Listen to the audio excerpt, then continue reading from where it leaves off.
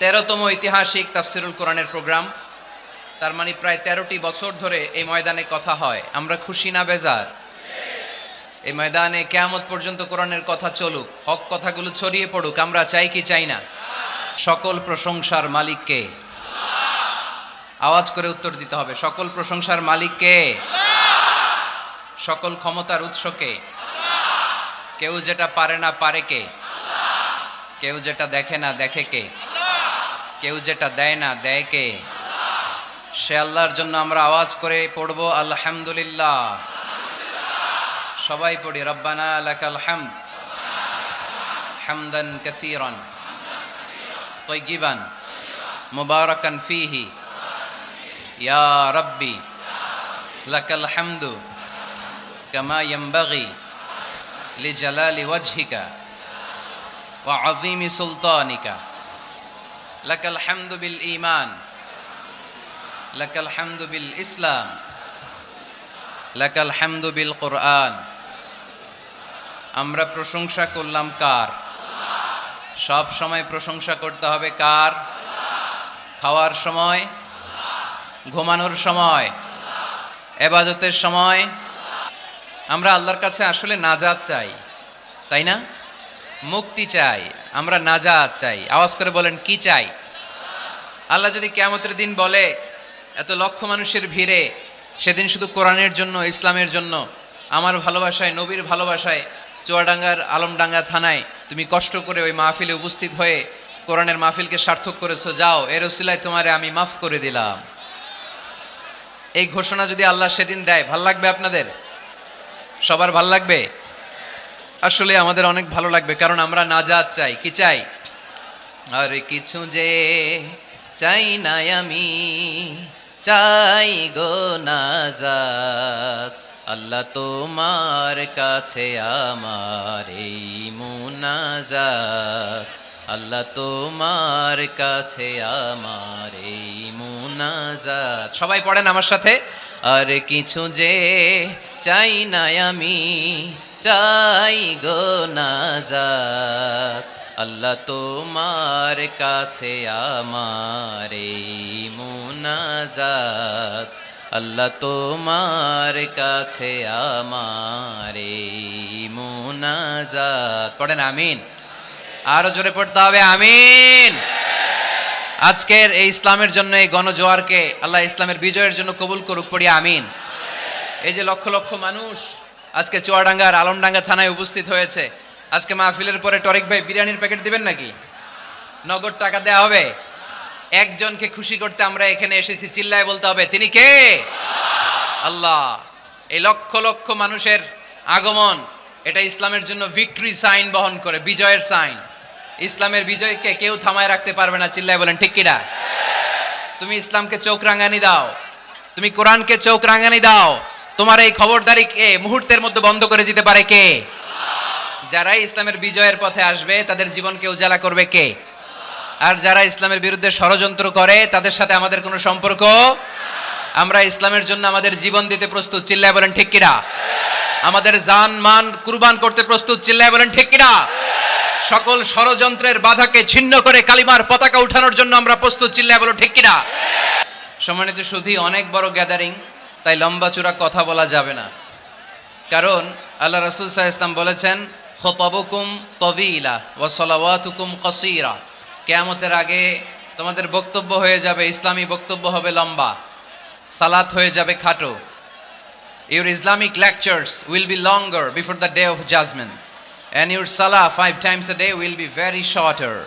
কিয়ামতের আগে সালাত হয়ে যাবে খাটো, বক্তব্য হয়ে যাবে লম্বা। তার নমুনা সমাজে আছে না নাই?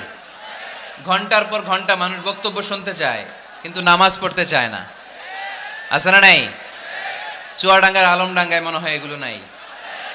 না না নাই। এই যে এত টুপিওয়ালা দাড়িওয়ালা, এটা প্রমাণ করে এখানকার সবাই নামাজি। আছে আছে, এগুলো থেকে আমাদের বেরিয়ে আসতে হবে। রাসূল সাল্লাল্লাহু আলাইহি ওয়াসাল্লাম বলেছেন, দুনিয়া কুল্লুহা মাতা ওয়া খায়রু মাতাঈদ দুনিয়া আল মারআতু সালিহা। এই দুনিয়াতে যা দেখা যায় সব সম্পদ, বাড়ি গাড়ি ব্যাংক ব্যালেন্স ফ্যাক্টরি, এগুলো সম্পদ। দু চোখে যা দেখো সব সম্পদ, আর এই সব সম্পদের মধ্যে শ্রেষ্ঠ সম্পদ হচ্ছে নেককার নারী। সুবহানাল্লাহ পড়তে পারলেন না? এ দুনিয়ার যত সম্পদ আছে সব সম্পদের মধ্যে শ্রেষ্ঠতম সম্পদ হচ্ছে নেককার নারী, যেটা টাকা দিয়ে কেনা যায় না। তাই আমি বলি নারীদের পেট হচ্ছে এটা খনির মতো। খনি, আপনারা কি তেলের খনির নাম শুনেছেন? তেলের খনি, গ্যাসের খনি, কয়লার খনি, সোনার খনি, হীরার খনি। তো এই খনিগুলোর মতো আমাদের মা বোনদের পেটগুলো খনি। এই মা বোনদেরকে যদি আমরা কোরআন শিখাই, হাদিস শিখাই, ইসলামী সাহিত্য পড়তে দেই, ইসলামী তাহাদিব, তামাদ্দুন, শিষ্টাচার, ভদ্রতা যদি তাদেরকে শিখাই, কোরআন সুন্নাহর আলোকে যদি তাদেরকে আমরা যত্ন নেই, তাহলে এই নারীদের পেট থেকে বড় বড় আল্লাহর ওলি বের হবে, আলোকিত মানুষ বেরোবে, হাফেজে কোরআন বেরোবে, মুফাসসিরে কোরআন বেরোবে। আর এই একই নারীকে যদি আমরা কোরআন শিক্ষা না দেই, ইসলাম শিক্ষা না দেই, এই নারীদের পেট থেকে বড় বড় চাঁদাবাজ আর টেন্ডারবাজ বেরোবে। চিল্লায় বলি ঠিক কিনা? এদের পেট থেকে বেরোবে বড় বড় দুর্নীতিবাজ, যারা দেশের টাকা, হাজার কোটি টাকা পাচার করে দেয় বিদেশে। এরকম আছে না নাই? এজন্য এই নারীদের পেটটা খনি, যত্ন নিতে হবে এদেরকে কোরআন দিয়ে, সুন্নাহ দিয়ে। আল্লাহ রাসূল সাল্লাল্লাহু আলাইহি ওয়াসাল্লাম বলেছেন, রিফকাম বিল খাওয়ারির, নারীদেরকে কাচের গ্লাসের সাথে তুলনা করা হয়েছে। আপনাদের বাসায় কাচের গ্লাস আছে না? কথা বলতে হবে, উত্তর দিতে হবে আওয়াজ করে বাঘের মতো। আপনাদের বাসায় কাচের গ্লাস আছে? এই কাচের গ্লাস আস্তে ধরতে হয়, আস্তে রাখতে হয়। পরিষ্কার করতে চাইলে, পরিচ্ছন্ন করতে চাইলে খুব স্মুথলি রাখতে হয়, স্মুথলি ধরতে হয়। জোরাজুরি করলে গ্লাস ভেঙে যায়। ইসলাম বলেছে খায়রুকুম মান বুখিরা বিল উনসা, যে ঘরের প্রথম সন্তান কন্যা, ওই ঘরটারে বরকত দিয়ে ভরে দেয় কে? আপনাদের ঘরে সর্বপ্রথম মেয়ে হয়েছে কার কার? দেখি প্রথম মেয়ে কার? মাশাআল্লাহ, আমারও 2 মেয়ে, আপনারও 2 মেয়ে, মাশাআল্লাহ। হাত নামান চড়াঙ্গার ভাইরা, হাত নামান। তো এই ঘরগুলো বরকতময়। আল্লাহ রাসূল সাল্লাল্লাহু আলাইহি ওয়াসাল্লামের 3 ছেলে ছিল, একজনও বেঁচে ছিল না, আল্লাহ নিয়ে গেলেন ছোটবেলায়। 4 মেয়ে ছিল, ওনারা বেঁচে ছিলেন, রুকাইয়া, যায়েনাব, উম্মি কুলসুম আর ফাতেমা। আওয়াজ করে পড়েন সুবহানাল্লাহ। ফাতেমা রাদিয়াল্লাহু তাআলা আনহাকে আল্লাহ রাসূল সাল্লাল্লাহু আলাইহি ওয়াসাল্লাম খুব বেশি ভালোবাসতেন। আল্লাহ রাসূল সাল্লাল্লাহু আলাইহি ওয়াসাল্লাম বলতেন, ফাতেমা তু বিদউম মিন্নি, ফাতেমা আমার কলিজার টুকরা। যে ফাতেমারে কষ্ট দেয় সেজন্য আমি নবীকে কষ্ট দেয়, আর যে ফাতেমার মুখে হাসি ফুটায় সেজন্য আমি বিশ্বনবীর মুখে হাসি ফুটাই। সুবহানাল্লাহ। রাসূল সাল্লাল্লাহু আলাইহি ওয়াসাল্লাম কোন সফরে গেলে সব শেষে ফাতেমা রাদিয়াল্লাহু তাআলা আনহার সাথে দেখা করে যেতেন। আবার সফর থেকে যখন আল্লাহ রাসূল সাল্লাল্লাহু আলাইহি ওয়াসাল্লাম ঘরে ফিরতেন, তখন এসেই আল্লাহ রাসূল সাল্লাল্লাহু আলাইহি ওয়াসাল্লাম ফাতেমা রাদিয়াল্লাহু তাআলা আনহার সাথে দেখা করতেন। নারীদেরকে খুব ভালোবাসতেন, বলতেন রিফকাম বিল কাওয়ারির, কাচের গ্লাসের সাথে আল্লাহ রাসূল নারীদেরকে তুলনা দিয়েছেন। কাচের গ্লাস যেমনি আস্তে রাখি, আস্তে ধরি, আস্তে উঠাই, আমাদের মা বোনদের সাথে যেন আমরা খারাপ আচরণ না করি, আমরা যেন মেজাজ না দেখাই, আমরা যেন মুচকি হাসি দিয়ে কথা বলি। এদিকে বিবাহিত আছেন কারা কারা? আজকে দেখি বিবাহিত। এই ছোট বাচ্চারা তোমরা হাত তুলো না আবার, মাশাআল্লাহ, হাত নামান। আপনারা বাসায় রাগারাগি করেন না তো? ভাবিদের সাথে রাগারাগি করবেন না। আপনার ব্যাপারে ভাবিদের কাছ থেকে আল্লাহ তাআলা সার্টিফিকেট নেবেন, খায়রুকুম খায়রুকুম লিআহলি, তোমাদের মধ্যে আল্লাহর কাছে ওই ব্যক্তি সবচেয়ে সেরা যে তার স্ত্রীর কাছে সেরা। এজন্য স্ত্রীর সাথে ভালো আচরণ করবেন, মুচকি হাসি দিয়ে কথা বলবেন। আল্লাহ রাসূল বলেছেন, তাবাসসুমুকা ফি ওয়াজহি আখিকা সাদাকা, your smile to your brother it's a charity. তুমি তোমার ভাইয়ের দিকে তাকিয়ে যে মুচকি হাসি দাও, ওই মুচকি হাসি দিলেও সৎকার সওয়াব দেয় কে? আপনি স্ত্রীর সাথে মুচকি হাসবেন, সওয়াব আছে না নাই? স্ত্রীকে ভালোবাসার কথা শোনাবেন, সওয়াব আছে না নাই? এমনকি আল্লাহর হাবিব বলেছেন, অফি বুদআ আহাদিকুম সাদাকা, তোমরা শীতের রাতে স্বামী স্ত্রী যখন এক কম্বলের নিচে সময় কাটাও, ওই সময়গুলোর জন্য তোমার আমলনামায় সওয়াব দিয়ে ভরে দেয় কে? এজন্য আজকে থেকে মুচকি হাসি দিয়ে কথা বলবেন, আগে সালাম দিবেন। স্ত্রীকে আগে সালাম দিতে রাজি আছেন তো? আল্লাহ রাসূল সাল্লাল্লাহু আলাইহি ওয়াসাল্লাম ওনার স্ত্রীদেরকে আগে সালাম দিতেন। আম্মা জান আয়েশা বললেন, এত বছর বিশ্বনবীর সাথে সংসার করলাম, একদিনও আল্লাহ রাসূল সাল্লাল্লাহু আলাইহি ওয়াসাল্লামকে আমি আগে সালাম দিতে পারি নাই। মাঝে মাঝে লুকিয়ে থাকতাম যে আজকে আগে সালাম দিব, কিন্তু আল্লাহ রাসূল সাল্লাল্লাহু আলাইহি ওয়াসাল্লাম এশার নামাজ পড়ে যখন ঘরে ঢুকতেন, ঘরে ঢোকার অনেক আগ থেকে আম্মা জান আয়েশাকে বলতেন, আসসালামু আলাইকুম ওয়া রাহমাতুল্লাহি ওয়া বারাকাতুহু। এজন্য আমরা যেন বেশি বেশি সালাম দেই। তো একজন নারী বরকতময় কিনা আমরা বুঝবো তার প্রথম সন্তান যদি কন্যা, তার মানে কন্যা আসলেই ঘরে বরকত আছে না নাই?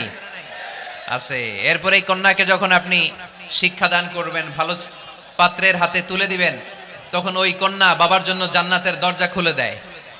সুবহানাল্লাহ পড়তে পারলেন না? এরপর সে যখন কারো স্ত্রী হয়, তার কাছ থেকে আল্লাহ তাআলা সার্টিফিকেট নেয় স্বামীর ব্যাপারে। তারপর যখন সন্তান সম্ভবা হয়, অনেক নারী বাচ্চা ডেলিভারি করতে যেয়ে মারা যায়। সন্তান ডেলিভারি করতে যেয়ে যে নারী মারা যায়, ওই নারীদেরকে কিয়ামতের দিন আল্লাহ শহীদদের কাতারে দাঁড় করায় দিবেন। আর যদি সহি সালামতে বাচ্চা ডেলিভারি করতে পারে, তাহলে ইসলাম বলে আল জান্নাতু তাহতা আকদামি উম্মাহাতিকুম। ও দুনিয়ার পুরুষেরা শোনো, তোমাদের পায়ের নিচে থাকে জুতা, জুতার নিচে থাকে বালু, আর এক একটা মায়ের পায়ের নিচে থাকে তার ছেলে মেয়েদের জান্নাত। পড়েন সুবহানাল্লাহ। ওগো মা তুমি এই ধরনের শ্রেষ্ঠ নিয়ামত, তোমারই পদ তলে রয়েছে জান্নাত। ওগো মা তুমি এই ধরনের শ্রেষ্ঠ নিয়ামত, তোমারই পদ তলে রয়েছে জান্নাত। সুবহানাল্লাহ পড়েন। আচ্ছা, এই দুনিয়াটাকে যদি 100 বার আমরা বিক্রি করে দেই, ওই বিক্রির টাকা দিয়ে জান্নাতের একটা টেবিলের দাম হবে? এই দুনিয়াকে 2000 বার বিক্রি করে দিলে যেই টাকা পাওয়া যাবে, ওই টাকা দিয়ে যদি জান্নাতের একটা চেয়ার কিনতে চাই, ওই চেয়ারের দাম হবে? তাহলে যে মায়ের 2টা পায়ের নিচে আল্লাহর 8টা জান্নাত পড়ে আছে, ওই 8টা জান্নাতের ওই পা 2টার দাম কত? রাসূল সাল্লাল্লাহু আলাইহি ওয়াসাল্লাম বলেছেন, লাউ কাতাআতা জিলদাক, তুমি তোমার গায়ের চামড়া কেটেও যদি মায়ের পায়ের জুতা বানিয়ে দাও, তাহলে ছোটবেলায় যে দুধ খেয়েছো, এক ঢোক দুধের শোধ কোনোদিন আদায় হবে না। চিল্লায় এখন সুবহানাল্লাহ। মায়ের এক ধার দুধের দাম, কাটিয়া গায়ের চাম, পাপোশ বানাইলেও ঋণের শোধ হবে না। এমন দরদি ভাবে কেউ হবে না আমার মাহা, ঠিক কিনা? এজন্য মা বাবা যাদের বেঁচে আছে, আমরা যেন মা বাবার কাছ থেকে দোয়া নেই। পীর সাহেবের কাছে যদি দোয়া নিতে যান, দোয়া কবুল হতেও পারে, নাও হতে পারে। গোটা বিশ্বের সব পীর সাহেব যদি 1 গ্লাস পানির মধ্যে দোয়া পরে ফু দেয়, গোটা বিশ্বের সব ইমাম সাহেব যদি, খতিব সাহেব যদি 1 গ্লাস পানির মধ্যে দোয়া পরে ফু দেয়, আর আপনার আম্মা শুধু সুবহানাল্লাহ বলে যদি আরেক গ্লাস পানির মধ্যে ফু দেয়, আপনার মায়ের দোয়াটা মুহূর্তে আল্লাহর দরবারে কবুল হয়ে যাবে। এজন্য আব্বা আম্মার দোয়া নিতে রাজি আছি তো? যাদের আব্বা আম্মা বেঁচে আছে, আল্লাহ যেন হায়াত দারাজ করে, আমরা পড়ি আমিন। যারা আমরা আমাদের আব্বা আম্মা, আমাদের বটবৃক্ষগুলোকে হারিয়েছি, তাদের কবরগুলোরে আল্লাহ জান্নাতের বাগান বানিয়ে দিক, আমরা পড়ি আমিন। আর দেরি না করে আমরা সরাসরি মহাবিশ্বের মহাবিশ্বয় মহাগ্রন্থ আল কোরআন আল কারীম থেকে কথা শুনব। আমরা যে বইটা থেকে কথা শুনবো, চুয়াডাঙ্গার ভাইয়েরা দেহের সবটুকুন শক্তি গলার মাঝ বরাবর এনে আওয়াজ করে বলেন তো, এই বইটার নাম কি? এই কোরআনে কোনো ভুল আছে? সন্দেহ আছে? সংশয় আছে? আমাদের জীবন সমস্যার সব কিছুর সমাধান এই কোরআনের ভেতরে দিয়েছে কে? সমাধান চাও যদি জীবনে মরণে, ফিরে যাও খুঁজে নাও, চোখ রাখো কোরআনে, ঠিক না? সমাধান চাও যদি জীবনে মরণে, ফিরে যাও খুঁজে নাও, চোখ রাখো কোরআনে। If you want a solution this দুনিয়া এন্ড আখিরা, go back, have a look to the holy কোরআনে, ঠিক না? এজন্য আমরা সমস্যার সমাধান চাইলে চোখ রাখতে হবে যেই কিতাবের দিকে, কিতাবটার নাম আল কোরআন। এই কিতাবে কোনো ভুল নাই, এই কিতাবে কোনো সন্দেহ নাই, কোনো সংশয় নাই। এই কিতাবে যে সন্দেহ নাই, এই কথা কোরআনে বলে দিয়েছে কে? রব্বুল আলামিন বলেন, যালিকাল কিতাবু লা রাইবা ফীহি হুদাল লিল মুত্তাকিন। সবাই পড়েন আমার সাথে, যালিকাল কিতাবু লা রাইবা ফীহি হুদাল লিল মুত্তাকিন। This is the book, the most authentic and original book in the world. There is no doubt in it and a guidance to those who are muttaqin. এই বইটা এমন বই যেখানে কোনো ভুল নাই, কোনো সন্দেহ নাই, কোনো সংশয় নাই। মুত্তাকিনদের জন্য এই বইয়ের ভেতরে হেদায়েত রেখে দিয়েছে কে? আল্লাহ। আবার রব্বুল আলামিন বলেন, আলিফ লাম রা, কিতাবুন আনজালনাহু ইলাইকা লিতুখরিজান الناس من الظلمات إلى النور. O Muhammad sallallahu alayhi wa sallam, I've revealed this holy and sacred book unto you in order to lead the mankind out of darkness into the light. O Nabi, আমি কেন এই কোরআনকে আপনার কাছে পাঠিয়েছি আপনি জানেন? অন্ধকারাচ্ছন্ন মানুষগুলোকে আলোর পথে নিয়ে যাওয়ার জন্য, জাহান্নামীগুলারে জান্নাতি বানানোর জন্য, রাম আর বামপন্থীগুলারে ডানপন্থী বানানোর জন্য। চিল্লায় বলো ঠিক কিনা? এজন্য কোরআনের সাথে আমাদের অ্যাটাচমেন্ট বাড়ানোর দরকার আছে না নাই? আমরা যেন বেশি বেশি কোরআনের সাথে সম্পর্ক বাড়াতে পারি, কোরআনকে যেন আমরা বন্ধু বানাই।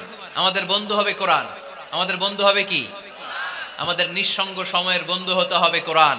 এই কোরআন যদি দুনিয়াতে আমরা বন্ধু বানাতে পারি কোরআনকে, কবরেও এই কোরআনকে আমাদের বন্ধু বানায় দিবে কে? কিয়ামতের ময়দানে ওই কোরআনকে আমাদের জন্য সুপারিশকারী করে বানাবে কে? সেই মহাবিশ্বের মহাবিশ্বয় মহাগ্রন্থ আল কোরআন আল কারীম থেকে আমি একটা সূরার কিয়দাংশ তেলাওয়াত করেছি। আজকের চুয়াডাঙ্গার এই বিশাল জনসমুদ্রে এই সূরার কিছু মেসেজ এই চমৎকার রজনীতে আপনাদের সাথে আমি শেয়ার করব। আওয়াজ করে পড়তে হবে ইনশাআল্লাহ। কোরআনের যেখান থেকেই বলি ওইখান থেকে বরকত আছে না নাই? অনেকে বলে হুজুর ওই এলাকায় পর্দার ওয়াজ করছেন, এখানে পর্দার কথা বলেন কেন? বলে না? অনেকে বলে হুজুর ওই জেলায় নামাজের ওয়াজ করছেন, তো এই জেলায় আবার নামাজের কথা কন কেন? হুজুর ওইখানে সুদ খাওয়া যাবে না বলছেন, এইখানে বলেন কেন? নামাজ কি শুধু ওই জেলায় লাগবে? পর্দাকে শুধু ঢাকাবাসীদের জন্য লাগবে, চুয়াডাঙ্গায় লাগবে না? আমরা সূরা ফাতিহা প্রতিদিন কয়বার পড়ি? ফরজ নামাজে 17 বার, সুন্নত সহ 40-45 বার। যে ব্যক্তি 50 বছর ধরে নামাজ পড়ে, এই বেটা যে কয় লক্ষবার সূরা ফাতিহা পড়ছে বেটা নিজেও জানে না, ঠিক কি না? আচ্ছা, আপনারা কি জানেন যে সূরা আর রহমানে একটা আয়াত আছে, যে আয়াতটা আল্লাহ বারবার বারবার ওই সূরার ভেতরে উল্লেখ করেছে, সূরা আর রহমানে? জানেন কি আয়াতটা কি? কি আয়াত? ফাবি আইয়ি আলা রাব্বিকুমা তুকাদ্দিবান। এই আয়াতটা আল্লাহ তাআলা একবার দুইবার নয় 31 বার উল্লেখ করেছেন সূরা আর রহমানের ভেতরে। সুবহানাল্লাহ পড়েন। তার মানে জরুরি কথা সব জায়গায় বলতে হয়, বারবার বলতে হয়, চিল্লায় বলতে হবে, ঠিক কি না? আজকে আমরা সূরা দোহা থেকে কথা শুনবো। সূরাতুদ দোহা। আওয়াজ করে বলেন তো সূরাটার নাম কি? এই আপনাদের গলার আওয়াজ। সারা বিকাল আর সন্ধ্যায় চিল্লাচিল্লি করতে করতে আপনাদের এনার্জি শেষ, তাই না? সূরাটার নাম সূরাতুদ দোহা। আওয়াজ করে বলেন তো সূরার নাম কি? মাশাআল্লাহ, আওয়াজ আছে তো? এনার্জি শেষ হয়ে যায় না এখনো? এখনো বেঁচে আছে চুয়াডাঙ্গার লোক। তো আলোচনা শেষ পর্যন্ত এরকম আওয়াজ করে উত্তর দেওয়া যাবে? মাশাআল্লাহ, এখন একেবারে ঠান্ডা। এবার আমরা প্রাণ খুলে কথা শুনবো কোরআনের। এই সূরাটা কোরআনের 93 নাম্বার সূরা। কত নাম্বার? এই সূরায় আয়াত আছে 11টা। কয়টা? এই সূরাটা মাক্কি সূরা। কি সূরা? মাশাআল্লাহ। আমি সব সময় বলি, যেহেতু লক্ষ লক্ষ মানুষের গ্যাদারিং, আমরা যদি ক্লাসের মতো করে প্রশ্ন করি উত্তর করি তাহলে আপনাদের মনে থাকবে, কিছু মেসেজ নিয়ে যেতে পারবেন। এজন্য কষ্ট হলেও শেষ পর্যন্ত উত্তর দেওয়া যাবে বাঘের বাচ্চার মতো চিল্লায়া ইনশাআল্লাহ। তাহলে আমি প্রশ্ন করি, উত্তর দেন। আওয়াজ করে বলেন তো সূরাটার নাম কি? কত নাম্বার সূরা? আয়াত সংখ্যা কত? সূরাটা মাদানী সূরা। কি সূরা? মাশাআল্লাহ, মনে রাখছেন তো দেখি। এই সূরাটা একটা আশা জাগা নিয়ে সূরা। হতাশ ব্যক্তিদের জন্য এই সূরায় মেডিসিন আছে, প্রেসক্রিপশন আছে, আছে রেমেডি। এই সূরার সেন্ট্রাল থিম বা কেন্দ্রীয় আলোচ্য বিষয় হচ্ছে মুমিন কখনো হতাশ হয় না, মুমিন কখনো নিরাশ হয় না, মুমিন কখনো হাল ছেড়ে দেয় না, মুমিন ভরসা রাখে একজনের উপর। চিল্লায় বলতে হবে, তিনি কে? লা তাইয়াসু মির রাউহিল্লাহ ইন্নাহু লা ইয়াইয়াসু মির রাউহিল্লাহি ইল্লাল কওমুল কাফিরুন।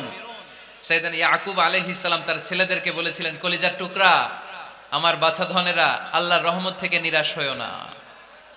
আল্লাহর দয়া, কৃপা, করুণা, মার্সি, ব্লেসিংস এন্ড বাউন্টিজ থেকে নিরাশ হয়ো না।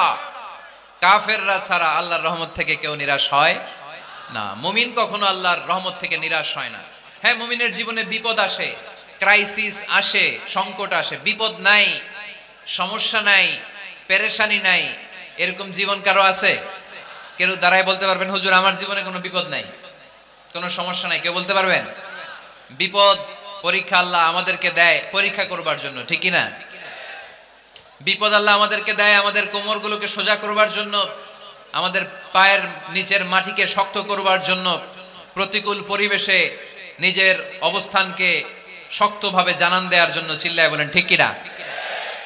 এজন্য যারা হতাশ, যারা নিরাশ, যারা টেন্সড, ফ্রাস্ট্রেটেড পিপল, হতাশদের জন্য এই সূরায় আছে আশা, আশার বাণী, আলোর বাণী। কারণ দোহা মানে আলো। দোহা মানে কি? আলো কথাটা শুনতেই লাগে ভালো, ঠিক কিনা? আলো বললেই কেমন ভাল লাগে না? কারণ আশার আলো, এটা সম্ভাবনার আলো। অন্ধকার দেখলে বাচ্চারা ভয় পায়, আলো দেখলে বাচ্চারা ভয় পায়। এজন্য আমরা অন্ধকার চাই না, আমরা চাই আলোর পথ। এই কোরআন এসেছে আমাদেরকে আলোকিত করতে, ঠিক কিনা? আল্লাহ রাসূল সাল্লাল্লাহু আলাইহি ওয়াসাল্লামের খুব মন খারাপ, তিনি খুব বিচলিত, তিনি খুব পেরেশান।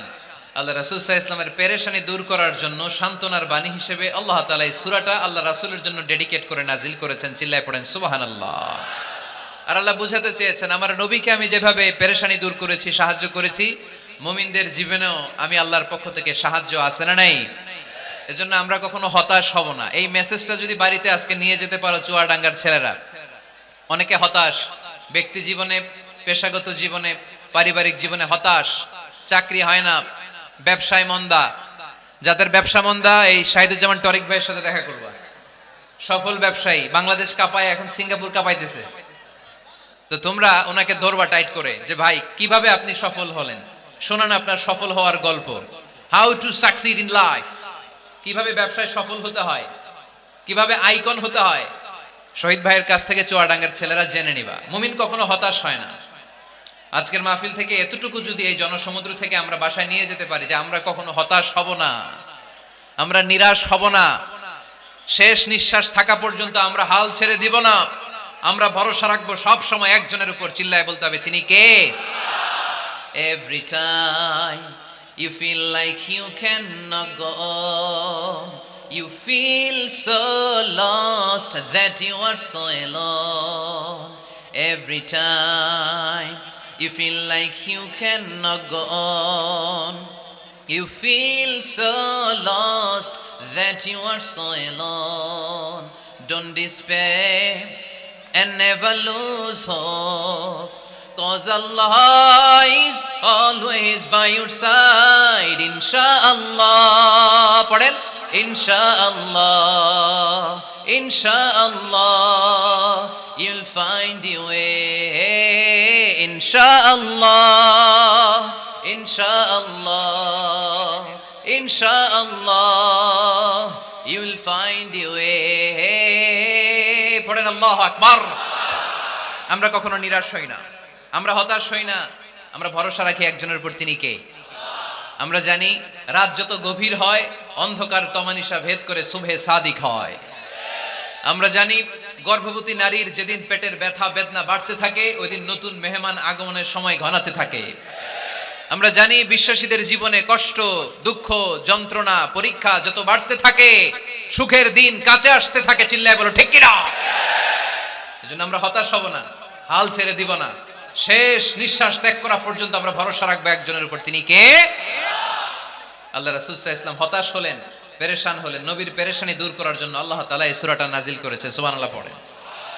তাহলে এই সূরার কেন্দ্রীয় আলোচ্য বিষয় কি? এটা কি চুয়াডাঙ্গাবাসীদের কাছে ক্লিয়ার? Clear, clear, clear. এবার আমরা শুনবো এই সূরার একটা ব্যাকগ্রাউন্ড আছে, কোন প্রেক্ষাপটে এই সূরা নাজিল হলো। আল্লাহ রাসূল সাল্লাল্লাহু আলাইহি ওয়াসাল্লামকে আল্লাহ বললেন, ইয়া আইয়ুহার রাসূলু বাল্লিগ মা উনজিলা ইলাইক। নবী, কোরআনে যা নাজিল করেছি সব আপনি পৌঁছে দিন, কিছু গোপন রাখা যাবে না। এই কোরআনের কোনো কিছু বিশ্বনবী গোপন রেখেছে?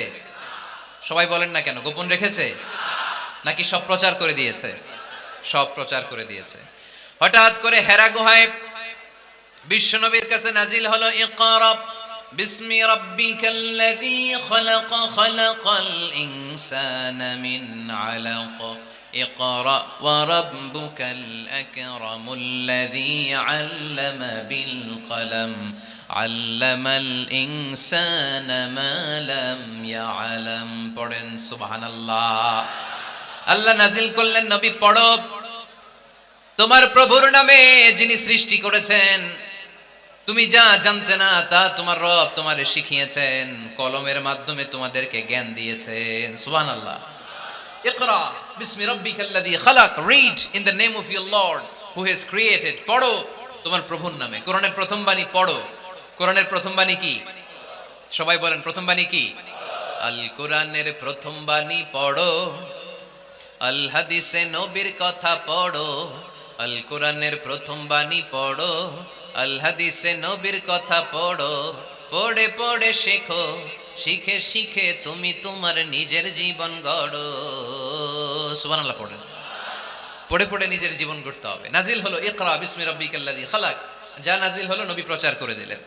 এরপরে আরেক সূরা নাজিল হলো ইয়া আইয়ুহাল মুযাম্মিল কুমিল লাইলা ইল্লা কালিলা, বিশ্বনবী প্রচার করে দিলেন। এরপরে নাজিল হলো ইয়া আইয়ুহাল মুদ্দাসসির কুম ফাআনযির, বিশ্বনবী প্রচার করে দিলেন। যাই প্রচার নাজিল হয় তাই তিনি প্রচার করে দেন, যাই নাজিল হয় তাই তিনি প্রচার করে দেন। এরকম চলতে থাকলো কিছুদিন, কিন্তু হঠাৎ করে আর কোনো কোরআনের আয়াত নাজিল হয় না, ওহী আসা বন্ধ হয়ে গেল। ফলে নবীও নতুন কোনো কথা মক্কার লোকদেরকে শোনাতে পারে না। মক্কার লোকেরা বলল, ঘটনা কি মুহাম্মদ? নতুন নতুন আয়াত এতদিন বলতো, এখন বলো না কেন? বলো। বিশ্বনবী বলতে পারে না, কারণ বিশ্বনবী কি মন গড়া কোনো কথা বলে? সবাই যদি বুঝে থাকেন উত্তর দেন, বিশ্বনবী কি মন গড়া কথা কোনোদিন বলেছে? রব্বুল আলামিন বলেন, ওয়ামা ইয়ানতিকু আনিল হাওয়া ইন হুয়া ইল্লা ওয়াহয়ুন ইউহা। আমার নবী মন গড়া কোনো কথা বলেন না। আমার পয়গম্বর মন মস্তিষ্ক কোনো প্রসূত কথা তোমাদের কাছে পেশ করে না। আকাশ থেকে জিব্রাইল মারফত যা তিনি শুনতে পান তা তিনি মক্কাবাসীদের কাছে পৌঁছে দেন। সুবহানাল্লাহ। তো নাজিল হতো, নবী পৌঁছে দিতেন। এখন বন্ধ, পৌঁছাতে পারে না। সাইয়েদনা জিব্রাইল আলাইহিস সালাম আর কোরআন নিয়ে আসে না। রাসূল সাল্লাল্লাহু আলাইহি ওয়াসাল্লাম নতুন কোনো কথা শোনাতেও পারে না। মক্কার লোকেরা হাসাহাসি শুরু করলো, হাততালি দিতে শুরু করলো। মুহাম্মদ, তোমার আল্লাহ তোমারে বর্জন করেছে, তোমার আল্লাহ তোমারে ভুলে গেছে। নাউজুবিল্লাহ পড়তে পারলেন না? ইন্না মুহাম্মাদান ওয়াদ্দাআহু রাব্বুহু ওয়া ক্বালা। এই মক্কার লোকেরা শোনো, মুহাম্মদের রব তো মুহাম্মদের ভুলে গেছে, মুহাম্মদের দিকে ফিরেও তাকায় না, আর নতুন কোনো আয়াত পাঠায় না। আবু লাহাবের স্ত্রী উম্মে জামিল বলতে শুরু করলো, ইন্না শাইতানাকা কাদ তারাক। মুহাম্মদ, তোমার কাছে যে একটা শয়তান আসতো জিব্রাইল নামে, ওই শয়তানটা আর আসে না। না, নাউজুবিল্লাহ পড়েন। সবাই টিটকারি করে।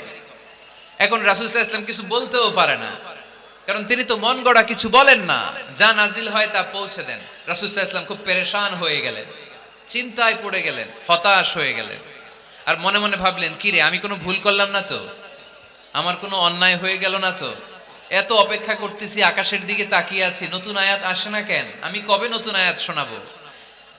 কোন কোন তাফসিরে এসেছে 15 দিন, কোথাও এসেছে 25 দিন, 40 দিন, কোথাও এসেছে কয়েক মাস আল্লাহ রাসূল সাল্লাল্লাহু আলাইহি ওয়াসাল্লামের কাছে কোরআনের আয়াত নাজিল করাকে বন্ধ রেখেছিল কে? নাজিল হয় না, তিনি কোরআনের আয়াত শোনাতেও পারেন না। আমরাও মাঝে মাঝে এরকম হতাশ হই, কি রে, ব্যবসা করলে লস, চাকরি হয় না, অসুস্থতা, মনে হয় আল্লাহ বোধহয় আমাদেরকে পছন্দ করে না। এরকম টেনশন আমাদেরও আছে না নাই? রাসূল সাল্লাল্লাহু আলাইহি ওয়াসাল্লাম যখন টেনশনে পড়ে গেলেন, আল্লাহ তাআলা এই সূরা নাজিল করার মধ্য দিয়ে আল্লাহ রাসূল সাল্লাল্লাহু আলাইহি ওয়াসাল্লামের টেনশন দূর করে দিলেন। চিল্লায় পড়েন সুবহানাল্লাহ। রাসূল সাল্লাল্লাহু আলাইহি ওয়াসাল্লামের পেরেশানি দূর করার জন্য আল্লাহ নাজিল করলেন, ওয়াদ-দুহা ওয়াল লাইলি ইযা সাজা মা ওয়াদ্দাআকা রাব্বুকা ওয়া মা ক্বালা। ওয়াদ-দুহা, আলোর শপথ, ওয়াল লাইলি ইযা সাজা, নিঝুম নিস্তব্ধ রাতের শপথ। সুবহানাল্লাহ পড়েন। প্রথমে আল্লাহ দুইটা কসম কাটলেন। কয়টা? দুইটা। প্রথমে দোহা, প্রভাতের সূর্য কিরণের শপথ, আলোর শপথ। এরপরে অন্ধকারের শপথ কাটলেন। আলোর শপথ দিয়ে আল্লাহ তাআলা ওহী আশাকে বুঝালেন, আর অন্ধকারের শপথ দিয়ে আল্লাহ ওহী না আশাকে বুঝালেন। আল্লাহ বুঝাতে চাইলেন, নবী, সব সময় আলো থাকলে ভাল লাগে না। 24 ঘন্টায় যদি সূর্যের আলো, এখনো সূর্যের আলো, সকালেও সূর্যের আলো, খালি আলো আর আলো, ভাল লাগবে? কথা বলেন না কেন? আবার 24 ঘন্টায় ঘুটঘুটে অন্ধকার, কোনো আলো টালো নাই, ভাল লাগবে? তার মানে জীবন চালাতে আলোরও দরকার, অন্ধকারেরও দরকার। বিশ্বনবীরে বুঝাতে চাইলেন, নবী, ওহী আসা যেমনি দরকার, মাঝে মাঝে ওহী বন্ধ রেখে আপনার একটু বিশ্রাম দেওয়া দরকার। সুবহানাল্লাহ পড়েন। সরকারি চাকরি যারা করেন, সপ্তাহে কয়দিন জব করেন? জোরে বলেন। 5 দিন। বাকি 2 দিন কি করেন? বিশ্রাম নেন, ছুটিতে থাকেন। 7 দিনে যদি কাজ করা লাগতো, ভাল লাগতো? কথা বলেন না কেন? ভাল লাগতো না। আবার 7 দিনে যদি ছুটি থাকতো, ভাল লাগতো না। তার মানে কাজেরও যেমনি দরকার, বিশ্রামেরও দরকার, ঠিক কিনা? আল্লাহ বুঝাতে চাইলেন, নবী, কাফেরদের কথায় কান দিবেন না। ওরা বলে, আমি আপনারে ভুলে গিয়েছি। না না, কোশ্চিন কালেও না, আমি আপনারে কেমন করে ভুলে যাই? আপনি আমার বন্ধু, আমি ইচ্ছা করেই ওহী নাজিল বন্ধ রেখে কিছুদিন আপনারে ছুটি দিলাম, আল্লাহর পক্ষ থেকে আমি আপনার জন্য বিশ্রামের ব্যবস্থা করে দিয়েছি। নবী বিশ্রামের ব্যবস্থা করে দিলাম, কারণ প্রতিদিন ওহী নাজিল হলে এটা পৌঁছে দেওয়া এটা চারটেখানি কথা নয়। ওহির বাণী এটা কোনো মন্ত্রীর বাণী না, ওহির বাণী এটা কোনো প্রেসিডেন্টের বাণী না, ওহির বাণী প্রধানমন্ত্রীর বাণী না, ওহির বাণী রাজা বাদশার বাণী নয়। ওহির বাণী আমাদের কাছে পাঠিয়েছে কে? এই কালামুল্লাহ মাজিদের ওজন আছে না নাই? আল্লাহ বললেন ইন্না সানুলকি আলাইকা কওলান সাকিলা। নবী গো, কোরআনের বাণী এটা হালকা কোনো বাণী নয়, এটা ভারী একটা বাণী। এই বাণী যদি আমি সাগরে নাজিল করতাম, এই কোরআনের বাণী যদি আমি জঙ্গলে নাজিল করতাম, আর এই কোরআনের বাণী যদি আমি পাহাড়ের মধ্যে নাজিল করতাম, কোরআনের ভারে বড় বড় পাহাড়গুলো মুহূর্তের মধ্যে ভেঙে চুরে খান খান হয়ে যেত। লাউ আনজালনা هذا القرآن على جبل لرأيته خاشعا متصدعا من خشية الله। নবী হে, এই কোরআনকে আপনার উপর নাজিল না করে যদি আমি হিমালয় পাহাড় মাউন্ট এভারেস্টের উপর নাজিল করতাম, আমেরিকার আলাস্কা মাউন্টেন রেঞ্জের উপর নাজিল করতাম, ইউরোপের আল্পস পর্বতমালায় নাজিল করতাম, আমি যদি বড় বড় তুর পাহাড়ের উপর নাজিল করতাম, আপনি দেখতেন কোরআনের ভারে পাহাড়গুলো ভেঙে চুড়ে খান খান হয়ে গিয়েছে। তার মানে কোরআনের ওজন আছে না নাই? কোরআনের বাণী কি পাতলা, হালকা না ভারী? সবাই বলুন, হালকা না ভারী? কতটা ভারী? রাসূল সাল্লাল্লাহু আলাইহি ওয়াসাল্লাম যখন ওটের উপর বসে থাকতেন, তখন কোরআনের আয়াত নাজিল হলে ওটের পা মাটির মধ্যে দেবে যেত। ঘোড়ার উপর যখন বসে থাকতেন, তখন কোরআনের আয়াত নাজিল হলে ঘোড়া মাটিতে বসে যেত। মাঝে মাঝে আল্লাহ রাসূল সাহাবীদের পায়ের উপরে মাথা রেখে ঘুমাতেন। সাইয়েদনা যায়েদ রাদিয়াল্লাহু তাআলা আনহুর পায়ের মধ্যে, রানের মধ্যে মাথা রেখে বিশ্বনবী একবার ঘুমালেন। যায়েদ রাদিয়াল্লাহু তাআলা আনহু বলেন, অনেকক্ষণ বিশ্বনবী শুয়ে রইলেন, কিন্তু আমার কষ্ট হয় নাই, আমি টের পাই নাই। কিন্তু হঠাৎ বিশ্বনবীর উপর কোরআন যখন নাজিল হওয়া শুরু হয়ে গেল, আমার মনে হলো বিশ্বনবীর মাথার ওজন উহুদ পাহাড়ের সমান ভারী হয়ে গেছে। এতক্ষণ ধরে বিশ্বনবীর মাথার কোনো ওজন নাই, হঠাৎ যখন কোরআনের আয়াত নাজিল হতে লাগলো, দেখলাম বিশ্বনবীর মাথার ওজন এতটা বেড়ে গিয়েছে, আমার মনে হচ্ছে আমার পায়ের হাড্ডি আর রান ফেটে মুহূর্তের মধ্যে খান খান হয়ে যাবে। তার মানে কোরআনের আয়াত সবসময় রিসিভ করা, ওহী সবসময় নেয়া এবং ওহির বাণী পৌঁছে দেয়া, এটা সাধারণ কোনো কাজ নয়। সব সময় ওহী লাগাতার নাজিল হলে নবীর কষ্ট হয়ে যাবে। এজন্য নবীর কষ্ট দূর করার জন্য সরকারি চাকরি যারা করেন যেমনি ছুটি পান, নবীকে একটু ছুটি আর বিশ্রামে রাখার জন্য আল্লাহ তাআলা ইচ্ছা করেই ওহী নাজিল বন্ধ রেখেছেন। চিল্লায় পড়েন সুবহানাল্লাহ। এজন্য আল্লাহ তাআলা নবীরে আশ্বস্ত করে বললেন, নবী ওয়াদ-দুহা ওয়াল-লাইলি ইযা সাজা মা ওয়াদ্দা'আকা রাব্বুকা ওয়া মা ক্বালা ওয়ালাল আখিরাতু খায়রুল লাকা মিনাল উলা ওয়ালাসাউফা ইউ'তিকা রাব্বুকা ফাতারদা। পড়েন আল্লাহু আকবার। সূরার শুরুতে আল্লাহ শপথ কাটলেন দুইটা। কয়টা? সবাই বলেন, আরো জোরে বলতে হবে, কয়টা? তাহলে শপথের পর্ব শেষ। শপথ যখন শেষ, তারপরের তিনটি আয়াতে কনফার্মেশন। আল্লাহ তাআলা তার নবীকে কনফার্ম করেছেন যে নবী আমি আপনার সাথে আছি, নবী আমি আপনার সাথে আছি। এই এলাকার ওসি সাহেব যদি আপনারে বলে আমি আপনার সাথে আছি, সাহস লাগবে না? এসপি সাহেব যদি বলে আপনার সাথে আছি, সাহস লাগবে না? এমপি সাহেব যদি বলে সাথে আছি, সাহস লাগবে? প্রধানমন্ত্রী যদি বলে ভয় নাই, সাথে আছি, সাহস লাগবে না? ডোনাল্ড ট্রাম্প যদি বলে ভয় নাই, সাথে আছি, সাহস লাগবে? আর রাজাদিরাজ মালিকুল আমলাক, গোটা বিশ্বের সব রাজাদের রাজা মহারাজা আল্লাহ যদি বলে সাথে আছি, সাহস লাগে কি লাগে না? বিশ্ব নবীরে সাহস যোগালেন। পরের তিনটা আয়াতে আল্লাহ তাআলা নবীরে বললেন, নবী ভয় নাই, never lose hope, never give up, never be frustrated, আর হতাশ হবেন না, আমি আপনার সাথে আছি। চিল্লায় পড়েন সুবহানাল্লাহ। তারপরের তিন আয়াতে দিলেন তিনটা রিমাইন্ডার, নবী আপনারে কি কি নিয়ামত দিছি শুনেন, এগুলো মনে রাখেন, ভুলে যায়েন না। আর সর্বশেষ তিনটা আয়াতে তিনটা ওয়ার্ক প্ল্যানস, মানে গাইডলাইন, কর্মসূচি দিয়ে আল্লাহ সূরাটারে শেষ করেছেন। পড়েন আলহামদুলিল্লাহ। দুইবার যখন আল্লাহ শপথ করলেন, আলোর শপথ, অন্ধকারের শপথ, তারপর আল্লাহ কনফার্মেশন করে বললেন, নবী মা ওয়াদ্দা'আকা রাব্বুকা ওয়া মা ক্বালা। নবী হে, আমি আপনারে ভুলি নাই, আমি আপনারে ছাড়ি নাই। কাফেররা বলে আমি আপনারে ভুলে গেছি, আমি আপনার উপর রাগ করেছি, তাই আপনার উপর কোরআন নাজিল করি না। কথাটা কিন্তু ঠিক না। আমি আপনারে ভালোবাসি, মহব্বত করি, ইচ্ছা করে আপনারে ছুটি দেওয়ার জন্য, কয়েকদিন বিশ্রামে রাখার জন্য ইচ্ছা করেই কোরআন নাজিল বন্ধ রেখেছি। মা ওয়াদ্দাআকা রাব্বুকা ওয়া মা ক্বালা। কাফেরদের কথার জবাবে তিনি বলছেন, না আমি আপনারে ভুলি নাই, আমি আপনার সাথে আছি। সুবহানাল্লাহ পড়েন। সাথে আছে কে? আরো জোরে বলেন। রাস্তায় হঠাৎ অ্যাক্সিডেন্ট হয়ে গেছে, বাঁচাবে কে? বলতে হবে সাথে আছে কে? আমাদের সাথে আল্লাহ আছে।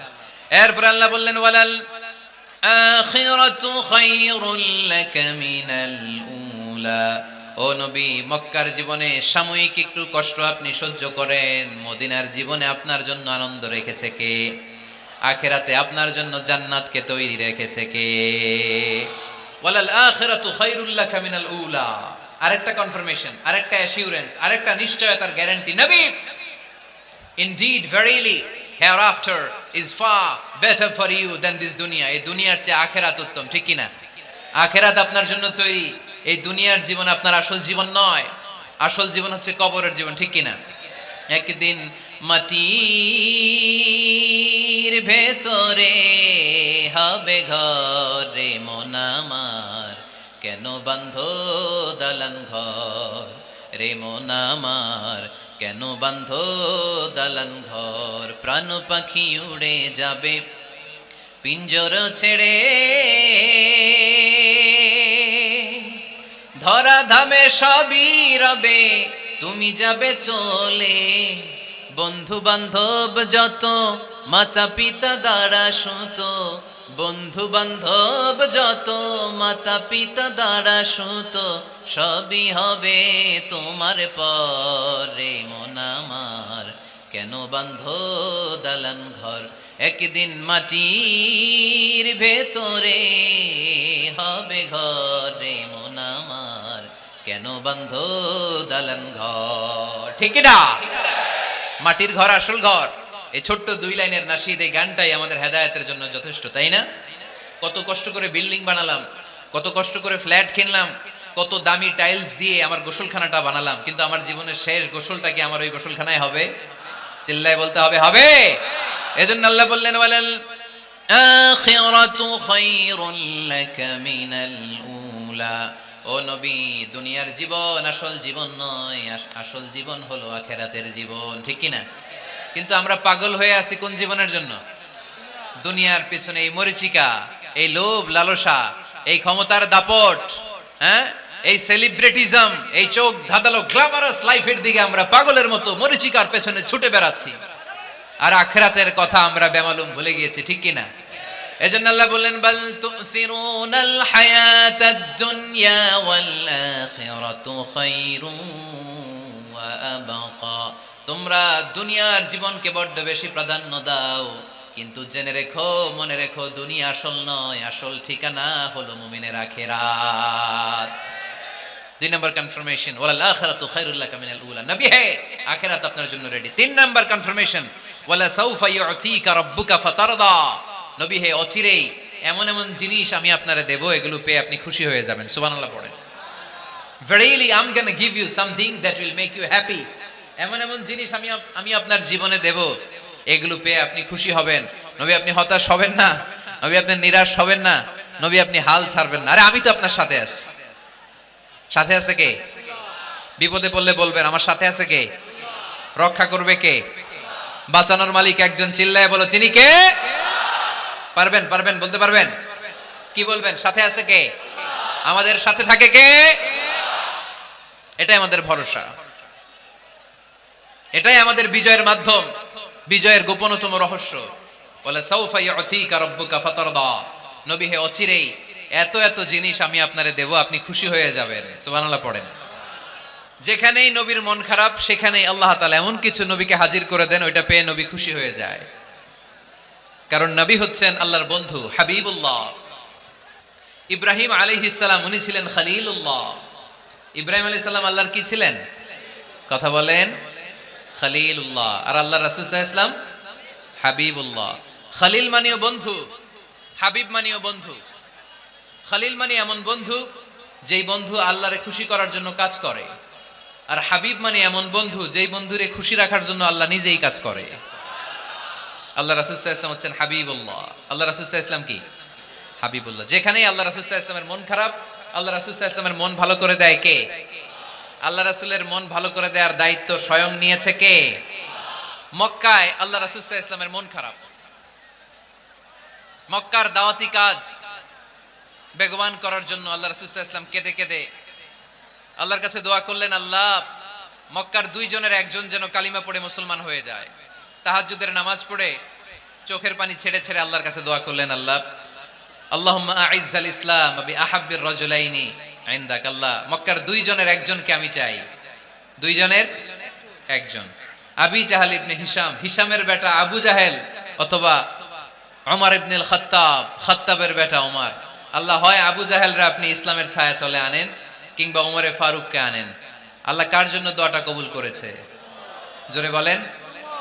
তার কয়েকদিন পরে বিষ্ণু ঈসা ইসলাম আরকাম ইবনে দারিল আরকামের ঘরে বসে লুকিয়ে লুকিয়ে দাওয়াত দিচ্ছিলেন। ইন দ্য মিন টাইম ওমরে ফারুক নাঙ্গা তরোয়ার নিয়ে বিশ্বনবীর মাথা কাটার জন্য ছুটে আসলেন। সাহাবারা বললেন, নবী আপনি পালান, নবী আপনি পালান, ওমরে ফারুক আপনাকে হত্যার জন্য ছুটে এসেছে।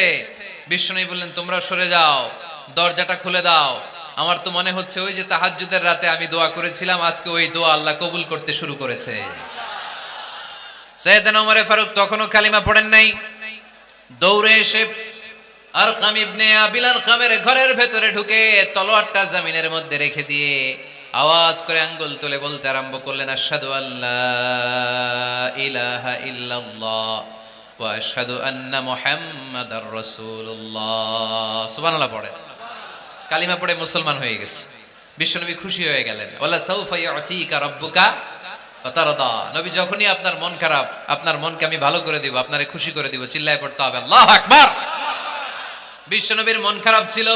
হঠাৎ সাইয়েদনা ওমরে ফারুকের ইসলাম গ্রহণের মধ্য দিয়ে বিশ্বনবীর মন ভালো করে দিল কে? আল্লাহ মন ভালো করে দিলেন। এবার ওমরে ফারুক বললেন, ইয়া রাসূলুল্লাহ, এই যে কোরআনের বাণী আপনি প্রচার করেন, আলাইসাল কোরআনু কিতাবুন হক, কোরআন কি সত্য কিতাব নয়? আপনারা আওয়াজ করে বলেন তো, আমাদের কোরআন কি সত্য কিতাব নয়? ইসলাম কি সত্য ধর্ম নয়? আল্লাহ কি আমাদের সঠিক রব নয়? তিনটা প্রশ্ন করলেন বিশ্বনবীকে। আপনাদের মতোই বিশ্বনবী বললেন, হ্যাঁ কোরআনও সত্য, ইসলামও সত্য, আল্লাহও সত্য। এবার ওমরে ফারুক বললেন, ফাফিমাল ইখতিফা, নবী তাহলে লুকিয়ে লুকিয়ে দাওয়াত দেন কেন? লুকিয়ে লুকিয়ে ঘরের ভিতরে কোরআন পড়েন কেন? আজকে থেকে আমি উমর আপনার সাথে আছি। সুবহানাল্লাহ বলতে পারলেন না মজা করে? আমি উমর আছি, দেখি কে আপনারে কি করে। বের হন ঘর থেকে। ঘর থেকে বের হয়ে প্রকাশ্যে দাওয়াত দেন। বিশ্বনবী বললেন, না ওমর, এটা মাক্কি জীবন, এখানে গোপনে দাওয়াত দিতে হবে। ওমরে ফারুক বললেন, নবী তাহলে আমাকে একটা মিছিলের অনুমতি দেন। কিসের অনুমতি?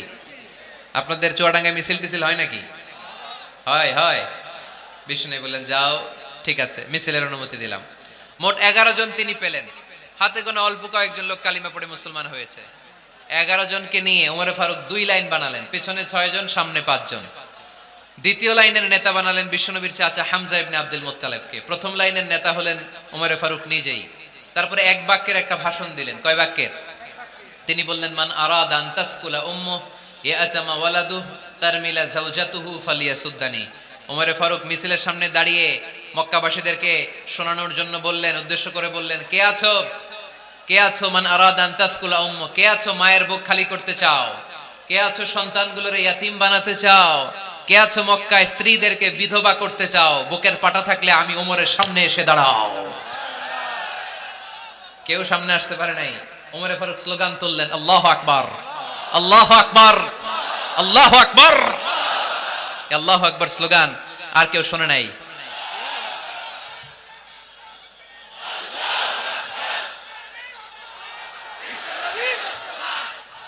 বালিশ হইলে খুব ভালো হতো, বালিশ হইলে ভালো হতো।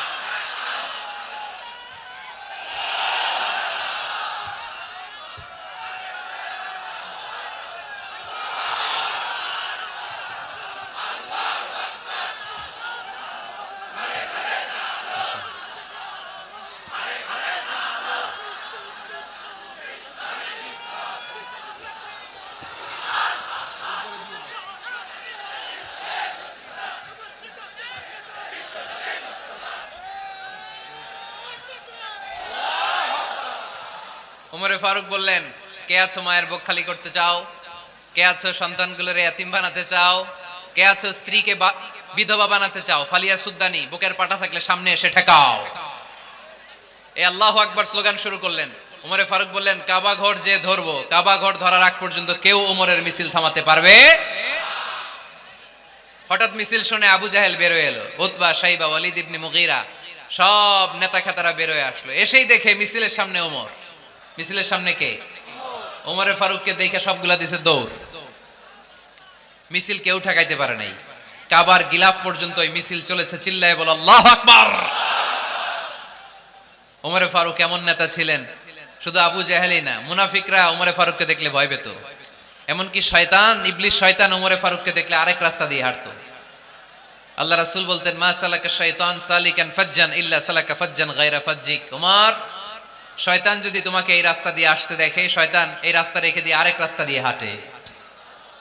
আবার আল্লাহ রাসূল সাল্লাল্লাহু আলাইহি ওয়াসাল্লাম বলেছেন, লা নাবিয়্যা বা'দি ওয়ালা রাসূলা, আমার পরে কোনো নবীও নাই, কোনো রাসূলও নাই, তবে লাউ কানা বা'দি নাবিয়্যুন লাকানা উমর, আমার পরে যদি নবী হওয়ার যোগ্যতা কারো থাকে, আমার সাহাবী উমরের সেই যোগ্যতা আছে। পড়েন সুবহানাল্লাহ।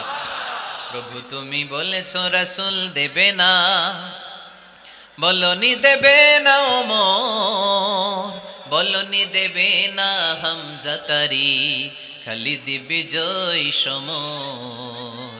প্রভু তুমি বলেছো রাসূল দেবে না, বলনি দেবে না ওমর, বলনি দেবে না হামজা তারি, খালিদ বিজয় সমর।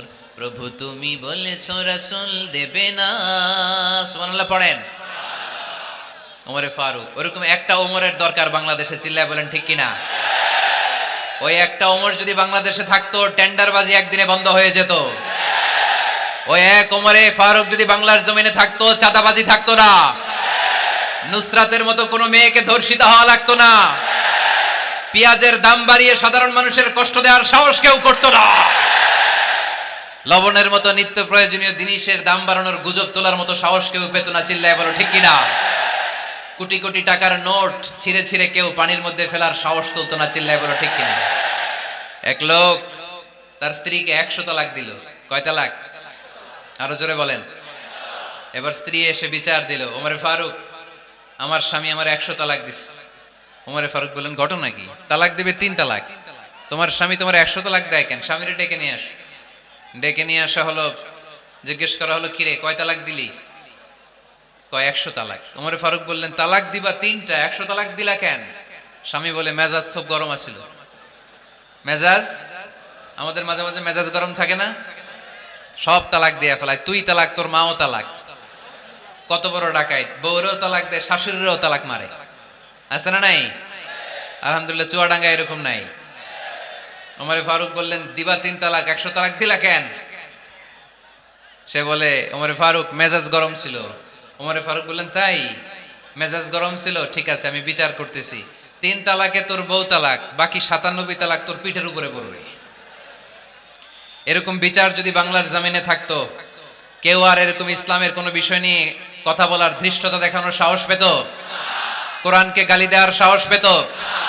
আমার নবীর নামে কার্টুন বানানোর সাহস পেত? আমার নবীকে নিয়ে ফিল্ম বানানোর সাহস পেত? বিশ্ব নবীকে গালি দেওয়ার সাহস পেত? ইসলাম নিয়ে কটু কথা বলার সাহস পেত? আমরা সব বিষয়ে কথা শুনতে রাজি। আমার নবীরে গালি দিলে খবর আছে না নাই? আমার নবীর দিকে যদি কেউ বা হাত তুলে তাকায়, ওই বা হাত কেমন করে ভেঙে দিতে হয় সেটাও আমরা জানি। চিল্লায় বলো ঠিক কিনা? ইসলামের বিরুদ্ধে যদি কথা বলে, ওইটা আমরা সহ্য করি না। চিল্লায় বলেন ঠিক কিনা? আমার নবীরে গালি দিলে, আমার কোরআনকে গালি দিলে, আমার আল্লাহরে গালি দিলে, আমার ইসলামকে গালি দিলে আমাদের কলিজায় আগুন ধরে কি ধরে না? নবীকে গালি দিলে কলিজায় আগুন লাগে? কোরআনকে গালি দিলে কলিজায় আগুন লাগে? কার কার কলিজায় আগুন লাগে? হাত তুলে আল্লাহর দেখা।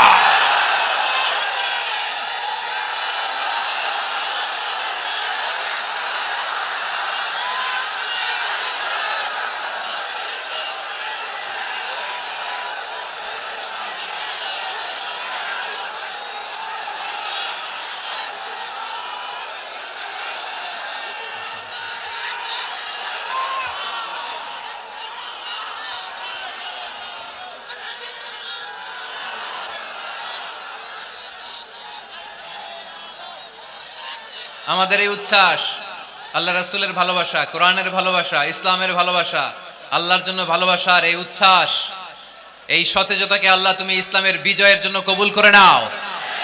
আমরা একটা ওমরের অপেক্ষায়, চিল্লায় বলেন ঠিক কিনা? ওই ওমরের মতো একটা নেতা হলে বাংলাদেশ সোজা হয়ে যাবে, চিল্লায় বলেন ঠিক কিনা?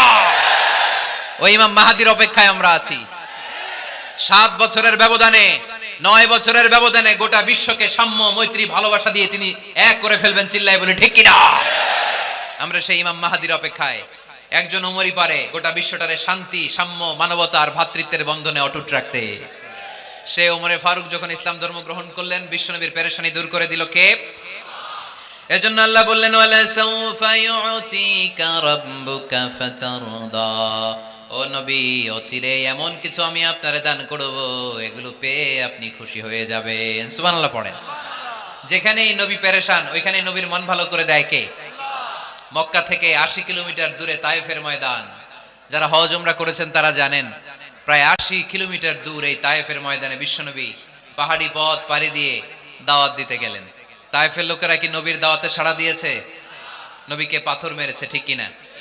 রক্তাক্ত করেছে 3টা জায়গায়। কয় জায়গায়? বিশ্বনবীর চাইতে সুন্দর মানুষ পৃথিবীতে ছিল? বিশ্বনবীর চাইতে সুন্দর মানুষ বর্তমানে পৃথিবীতে আছে? আমার নবীর চাইতে সুন্দর কোন সুপুরুষ কিয়ামত পর্যন্ত দুনিয়ায় জন্মগ্রহণ করবে? সাদা ধবধবে স্বচ্ছ শুভ্র মানুষ, এত সুন্দর মানুষ যার নুরানি চেহারা দেখলে মানুষ কালিমা পড়ে মুসলমান হয়ে যেত। বিশ্বনবীর চেহারা দেখে কাফির মুশরিকেরা কালিমা পড়ে মুসলমান হতো। আমার নবীর চেহারার মতো সুন্দর শুভ্র সাবলীল মানুষ দুনিয়ার বুকে দ্বিতীয়টা ছিল না। আমার ওই পেয়ারা নবীর গায়ে পাথর মেরেছে তায়েফের ছেলেরা। আমার নবীকে 3টা জায়গায় রক্তাক্ত করেছে, তারপরেও বিশ্বনবী তায়েফবাসীদের বদদুয়া দেয় নাই। খেয়ে না খেয়ে দিন প্রচারের কাজে নিজেকে দিয়েছ বিলিয়ে, তায়েফের কাফিরেরা চিনল না সে আলো, দুষ্ট ছেলেদের পিছু দিল লেলিয়ে। পাথরের আঘাতে ক্ষত বিক্ষত হয়ে সারা শরীর থেকে রক্ত ঝরে। এ রাসূল তোমাকে ভুলি আমি কেমন করে, এ রাসূল তোমাকে ভুলি আমি কেমন করে। হাজার ব্যথা বেদনার পরে ফিরে আসনি তুমি আপন ঘরে, দিনের আলো তুমি ছড়িয়ে দিতে চলে গেলে মদিনায় মক্কা ছেড়ে। এ রাসূল তোমাকে ভুলি আমি কেমন করে, এ রাসূল তোমাকে ভুলি আমি কেমন করে। ঠিক না? ওই নবীকে ভোলা সম্ভব? ওই নবীর ভালোবাসা আমাদের হৃদয়ে আছে না নাই? বিশ্বনবীকে 3টা জায়গায় আঘাত করল। এত শুভ্র সাবলীল সাদা দেহটা ছিঁড়ে ছিঁড়ে রক্ত বের হলো। বিশ্বনবী তায়েফবাসীদেরকে বদদুয়া দেয় নাই। বিশ্বনবী তায়েফবাসীদেরকে কোরআনের দাওয়াত দিতে গেলেন, তারা কোরআনের দাওয়াত মেনে নেয় নাই। বিশ্বনবী ওযু করলেন, গায়ের রক্তগুলোকে মুছে মুছে ফজরের সময় খেজুর বাগানের সামনে দাঁড়িয়ে ফজরের নামাজ শুরু করে দিলেন। বিশ্বনবী মন্ত্রমুগ্ধকর কণ্ঠ দিয়ে তেলাওয়াত করতে শুরু করলেন। ইন দ্য মিন টাইম বিশ্বনবীর পেছন থেকে একদল জিন বিশ্বনবীর কণ্ঠের কোরআন তেলাওয়াত শুনে কালিমা পড়ে মুসলমান হয়ে গেল। ফজরের সালাত শেষে আল্লাহ বিশ্বনবীর ডেকে বললেন, নবী আপনার মন খারাপ কেন? জিব্রাইল মারফত জানিয়ে দিলেন মন খারাপ কেন। বিশ্বনবী বললেন, 80 মাইল পথ পাড়ি দিয়ে তায়েফের ছেলেদেরকে দাওয়াত দিতে এলাম, তারা আমার দাওয়াত কবুল করে নাই। শুধু দাওয়াত প্রত্যাখ্যান করলে চলতো, আমাকে মেরে রক্তাক্ত করে তায়েফের জমিনকে লাল করে দিয়েছে। একটা ছেলে যদি কালিমা পড়তো আমার কলিজাটা ঠান্ডা হতো, আমার পরানটা ঠান্ডা হয়ে যেত। একটা ছেলেও কালিমা পড়ে নাই, পাথর মেরে আমারে রক্তাক্ত করেছে। কি ছিল আমার অপরাধ? ওদেরকে জাহান্নামের আগুন থেকে বাঁচানোর জন্য আমি তায়েফে এসেছি, একটা লোক আমার ডাকে সাড়া দেয় নাই। বিশ্বনবীর মন খারাপ। আল্লাহ ডেকে বললেন, নবী মন খারাপ করবেন না, হতাশ হবেন না। আপনি জানেন না, আপনি দেখেন নাই, আমি আল্লাহ দেখেছি। আপনি যখন দাঁড়িয়ে দাঁড়িয়ে ফজরের নামাজের তেলাওয়াত করছিলেন, আপনার সুমধুর কণ্ঠের তেলাওয়াত শুনে একদল জিন কালিমা পড়ে মুসলমান হয়েছে। সামি'না কুরআনান আজাবা ইয়াহদি ইলার রুশদি ফাআমান্না বি। বিশ্বনবী যখন কালামুল্লাহ মাজিদ থেকে দাঁড়িয়ে দাঁড়িয়ে তেলাওয়াত করছিল, জিন জাতি বিশ্বনবীর কণ্ঠের তেলাওয়াত শুনে পাগল হয়ে গেল। জিনেরা এরকম বাক্য শুনে নাই এর আগে। জিনেরা মিলাই, কিরে এটা তো কোনো মন্ত্র না। জিনেরা মিলাই, কিরে এটা তো কবিতা না। এত সুন্দর কথা কার বাণী? এটা আল্লাহর বাণী ছাড়া অন্য কোনো বাণী হতে পারে না। এই সুন্দর বাণী শুনে তারা কালিমা পড়ে মুসলমান হয়ে গেল। আল্লাহ বিশ্বনবীর আশ্বস্ত করলেন, নবী আপনার কষ্ট বৃথা যায় নাই। মুমিনের কষ্ট কি কখনো বৃথা যায়? আওয়াজ করে বলো, বৃথা যায়। নবী আপনি দাওয়াত দিতে এসেছিলেন দৃশ্যমান এক জাতি, মানব জাতিকে, তায়েফের মানব জাতিকে দাওয়াত দিতে এসেছেন। ওরা দাওয়াত কবুল করে নাই তো কি হয়েছে? অদৃশ্য জাতি, জিন জাতি কালিমা পড়ে মুসলমান হয়ে গিয়েছে। ওয়ালা সাউফা ইউতিকা রাব্বুকা ফাতারদা। নবী অচিরেই এমন এমন সুসংবাদ আপনারে শোনাবো, আপনি খুশি হয়ে যাবেন। বিশ্বনবী যখন শুনলেন তায়েফবাসী কালিমা পড়ে নাই, কি হয়েছে? জিন জাতি তো পড়ছে। বিশ্বনবী আবার খুশি হয়ে গেলেন। সুবহানাল্লাহ পড়ে। এইভাবে বিশ্বনবীর মন খারাপ হলে বিশ্বনবীর মন ভালো করে দেয় কে? মক্কার জমিনে বিশ্বনবীকে হত্যার ষড়যন্ত্র করা হলো। বিশ্বনবী আর থাকতে পারলেন না। বিশ্বনবীকে আল্লাহ বললেন, নবী আপনার জন্য আর গ্রিন সিগন্যাল নাই, মক্কা থেকে আপনাকে চলে যেতে হবে মদিনায়। আপনি চলে যান, আপনার বন্ধু আবু বকরকে নিয়ে হিজরত করে চলে যান।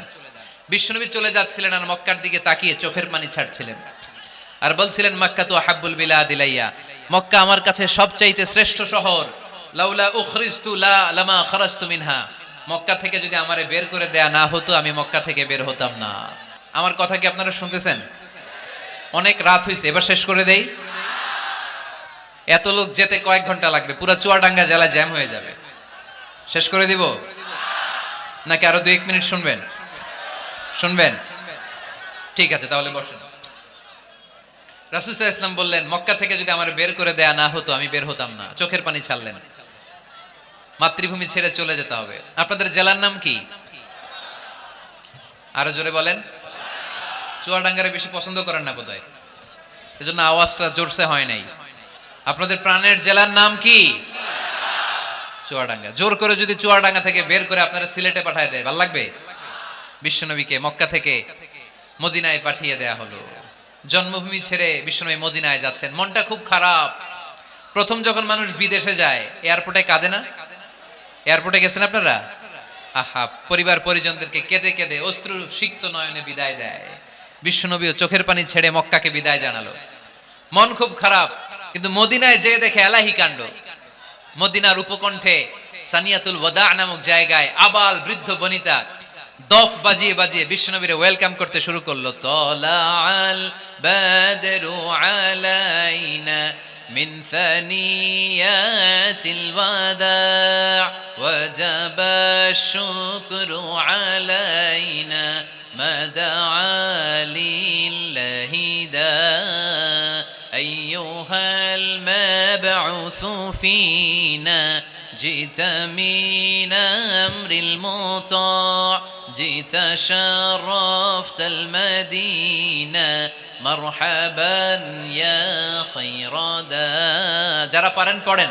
طلع البدر علينا من ثنيات الوداع وجب الشكر علينا ما دعا لله دا পড়েন না? আল্লাহু আকবার। এই বিশাল জনসমুদ্র দেখে তলাল বদরু আলাইনা আর দফ বাজাতে বাজাতে নবীকে ওয়েলকামিং রিসিপশন দেয়া হলো। এই মদিনার মানুষের ভালোবাসা দেখে মক্কা থেকে যে তিনি চোখের পানি ছেড়ে বিদায় নিয়েছেন, এই দুঃখের কথা বিশ্বনবী ভুলে গেলেন। বিশ্বনবীর মনকে আবার খুশি করে দিল কে? সুবহানাল্লাহ কইতে পারলেন না? ওয়ালা সাউফা ইউতিকা রাব্বুকা ফাতারদা। নবী অচিরে এমন জিনিস আপনাকে আমি দান করব, আপনি খুশি হয়ে যাবেন। আবার বিশ্বনবী শুনতে পেলেন ওনার আগের পয়গম্বরদের বয়স ছিল কারো 1000 বছর, কেউ হায়াত পেত 2000 বছর, কেউ পেত 1500 বছর। তাদের উম্মতের মধ্যে থেকে কেউ বাঁচত 800 বছর, 700 বছর। বিশ্বনবী মনে মনে দুঃখ পেতে শুরু করলেন, হায় হায়, আমার উম্মতের গড় বয়স এত কম। আগের উম্মতেরা হায়াত পেয়েছে বেশি, ইবাদত করার সুযোগও পেয়েছে বেশি। আমার গুনাহগার উম্মতেরা হায়াত পাবে কম, তাই ইবাদতের সুযোগও তাদের কম। ঠিক কি না? আল্লাহ রাসূল সাল্লাল্লাহু আলাইহি ওয়াসাল্লাম ফরমান আ'মার উম্মতি মা বাইনা আস-সিত্তিন ইলা 70। আমার উম্মতের গড় বয়স 60 থেকে 70। 60 থেকে 70 এর মধ্যে আমার উম্মতের বেশিরভাগ লোক মারা যাবে। ওয়া আকাল্লুহুম মান ইয়াজুযু যালিক, হাতে গোনা অল্প কয়েকজনই 70 এর বেশি হায়াত পাবে। আপনাদের চুয়াডাঙ্গার কি অবস্থা, কত হায়াত পায় মানুষ? 80 বছর বয়স পেয়েছেন এরকম কেউ আছে নাকি আজকের মাহফিলে? 80 বছরের মুরব্বী কেউ আছেন? নাই। 70 বছর হায়াত পেয়েছেন কেউ আছে? হ্যাঁ আছে আছে। 60 বছর বয়স আছে? 60 বছর আছেন। 50 আছে কার কার দেখি? 50। টরিক ভাইয়ের বয়স কত? শহীদ ভাই বয়স কত চলে? 50। মাশাআল্লাহ, আরো 50 বছর আল্লাহ বাঁচায় রাখুক। সবাই পড়ি আমিন। তো রাসূল সাল্লাল্লাহু আলাইহি ওয়াসাল্লাম চিন্তিত হলেন, হায় রে, আগের উম্মতেরা হায়াত পাইতো 1000 বছর 1500 বছর, আমার উম্মত 60 থেকে 70 এর মধ্যে সব মরে যাবে। ওরা ইবাদত করার সুযোগ পেয়েছে বেশি, আমার উম্মতের কি হবে? সুবহানাল্লাহ কইবেন না? কি দরদ আমাদের জন্য, কি মায়ার নবী, কি দয়ার নবী। আমার নবীর চাইতে দয়ালু মানুষ পৃথিবীতে ছিল? আমার নবীর চাইতে বিশ্বস্ত মানুষ পৃথিবীতে আছে? আহমদ বড় বিশ্বস্ত, সে কোন বন্ধু বলো বেশি বিশ্বস্ত, সে কোন বন্ধু বলো বেশি বিশ্বস্ত, কার কাছে মন খুলে দেয়া যায়, কার কাছে প্রাণ খুলে দেয়া যায়, হওয়া যায় অতি আশ্বস্ত, তার নাম আহমদ বড় বিশ্বস্ত। সুবহানাল্লাহ পড়েন। আমার নবীর চাইতে বিশ্বস্ত আর কেউ আছে? আমার নবীর চাইতে দিলদরিয়া আর কেউ আছে?